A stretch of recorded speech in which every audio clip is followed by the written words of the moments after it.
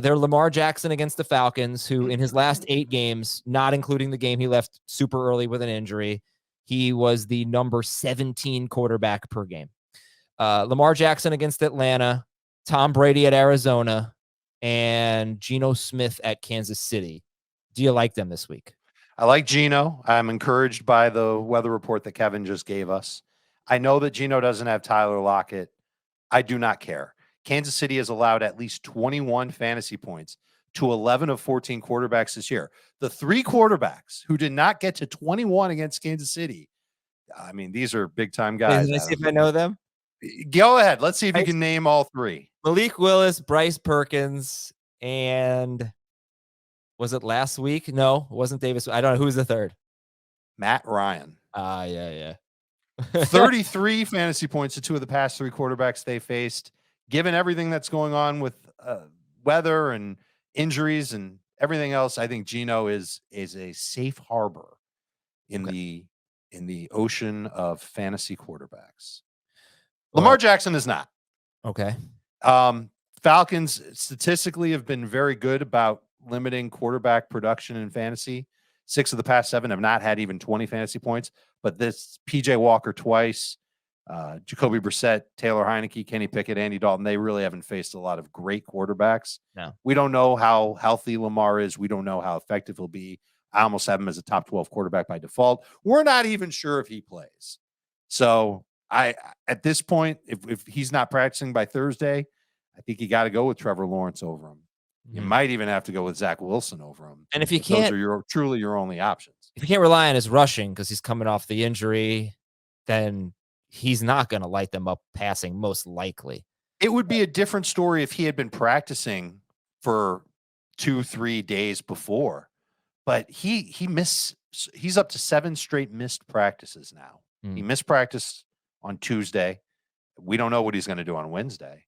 But the more he doesn't practice, the less likely he's just going to take off and be in the swing of things. He's going to have some rust. So Brady was the last one. I think he's got such a low ceiling. He has 1 game this year with more than 22.6 fantasy points. So you're hoping for safety.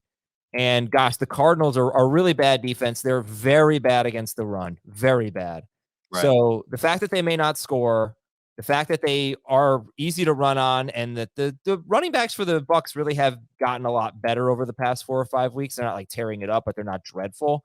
It gives me a little pause on the pass attempts with Tom Brady. And I think he's like second to last in the NFL in yards per attempt among qualified quarterbacks. So he's 30th out of a 32 or 3. So, he's Dinkin and Duncan. Right. And he can't complete the deep ball, and Arizona is actually the best in the business at limiting the deep ball. So all the more reason to like what Brady does. Yeah, except I don't think it's less likely for him to get a chunk play, I guess is what I'm trying to say. I would agree. I think he could be safe for 20 fantasy points. I think he can get you 200 yards and 2 touchdowns without a turnover. All right. Okay. So you just have to weigh if the guy you're sitting for Tom Brady has a lot of upside. Because Brady probably doesn't. Okay, how about Ken Walker? How much do you trust him against the Chiefs? They are not good against the run, and they give up the 2nd most receiving yards per game, the running backs. But he's not 100% healthy. How much do you trust Ken Walker? Is he a tough call for you? He is a little bit of a tough call, but I think just because of his role in the offense, if he plays, the workload that he gets, you fit him in as a number 2 fantasy running back. Chiefs in their past 4 games have not allowed a rushing touchdown. 4 yards per carry in that span, so they're starting to settle down on the ground. But you mentioned they are not great against the pass. Walker started to get a few targets last week. Maybe he gets 3 or 4 catches this week, and he gets you something there as well. His past 4 games, he's averaging 3.2 yards per carry. His yards before and after contact numbers are terrible. He's had runs of 0 or negative yards on 25.6% of his runs. He's avoided tackles at 18%. That's not good. That looks like a guy that's playing with a bum ankle behind an inferior offensive line. Compare it to before those past 4 games. He was averaging 5.4 yards per carry. He was getting he was getting about 3 times as many yards for contact as he is now. His negative run rate was still 23.4%, so a little boomer bust, but his avoided tackle rate was almost 33%. So he's somebody who it's just I don't think he's playing healthy. You're hoping he scores a touchdown, and you're hoping that he gets a lot of volume, including some more passes through the air. That could be in the offing. I think that Seattle will find a way to keep it fairly competitive and not move Kenneth Walker completely out of the game plan. And this is the first game he's playing without Tyler Lockett, and maybe that means more targets for Ken Walker. Yeah, all those stats you gave, about the rates and the percentage of carries for negative or 0 yards, he'd always been pretty high in that, as you mentioned. But what's missing are the big plays. In his first 5 games, or whatever it was, before this stretch, he was one of the best big play running backs, and those are just gone right now. The avoided tackle rate is really what stands out to me. That and the offensive line. Okay, so Ken Walker, let's talk about what Kevin just said about that no-fly zone game, how, it's just going to be a lot of running. You going to start Alvin Kamara or Ken Walker? I will probably lean toward Walker over Kamara. It'll be a different story in full PPR, but in half and non, I think Walker's a little bit better. Let's do another tough call here, maybe more of a tough call in non or half PPR. How about Isaiah Pacheco against the Seahawks? Same game. And he's a guy who has 82 or more total yards in 6 straight games. He's reliable for 13 to 16 carries. The Seahawks run defense is completely falling apart. So a running back has scored 18.9 or more PPR fantasy points against the Seahawks in 8 of their last 12 games. It's most of the season.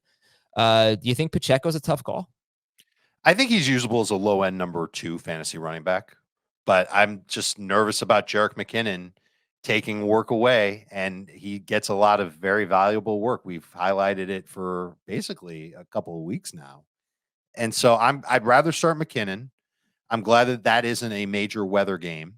And I think that Pacheco, you can pencil him in for 8 or 9 non-PPR points, 9 or 10 PPR points. And that's the type of running back that you get as a low-end number 2 runner. Yeah, I want to give you the stats inside the 5-yard line over the last 6 games. That's when Pacheco really got started. And this is relevant for him and for McKinnon. So in the last 6 games, no Hardman, no CEH in 4 of them. McKinnon has played 14 snaps inside the 5-yard line, and Pacheco's played 6. That 14 snaps is second most on the team behind Kelsey. Kelsey is the only guy who plays consistently in that range. They mix and match, but McKinnon's the number 2 guy in terms of snaps inside the 5-yard line. Again, 14 for McKinnon, 6 for Pacheco inside the 5-yard line over the last 6 games. However, McKinnon has 1 target, and I don't know if he has any carries. Pacheco has 5 carries. Oh, 2 for McKinnon, 5 for Pacheco. So Pacheco's actually had more of the touches, but far fewer snaps than McKinnon inside the 5-yard line over the last 6 weeks. Sure. Well, it helps if you're on the field if you're going to score a touchdown. Yes. And if he's not on the field that much, that's a struggle. And you said that's over the past 6 games? Yeah, that's when Pacheco. So he's not even averaging 1 carry near the goal line per game. No, but 5 and 6 games I think is actually pretty good. I don't know how many running backs have, say, like how many touchdowns does he have from just 1, I range? think. Okay. Maybe 2. Yeah, and I'm nervous that that's going to flip after he fumbled last week. I know that he came back to play after his fumble last week and all that, but I think the Chiefs, tried and true old school coaches, they want to have the experienced guy in their high leverage situations. All right, DeAndre Hopkins against Tampa Bay. Tough call this week with potentially Trace McSorley starting? Yes, it is tough. You can't look at him as a top 5 type of wide receiver like you normally would. And I think his non-PPR points have actually been a little ugly lately. His yardage hasn't been great. And now the quality of targets, it went from Kyler, little drop to Colt McCoy. This could be a massive drop from McSorley. But McSorley should know well enough to throw him the ball, and Hopkins is very good at adjusting to off-target passes. I'm okay starting him in PPR as a top 15 type of wide receiver. Non-PPR, he's a straight-up number 2 guy. Yeah, I compared it on HQ on Monday, compared it to Tyreek Hill. Amazing with Tua.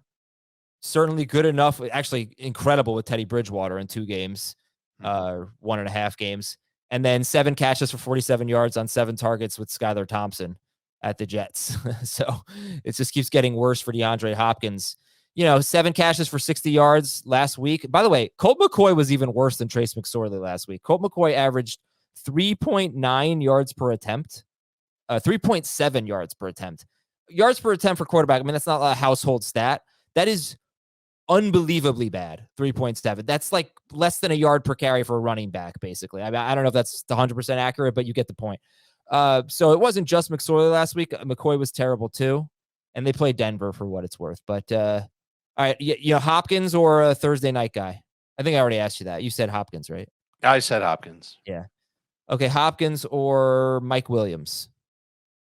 I think you gotta go Williams. All right, next tough call. Much DJ easier to Moore. do that in non-PPR than full PPR. DJ Moore against the Lions. So I think you could look at his schedule and say he has had only 2 good matchups all year, and they were both against Atlanta.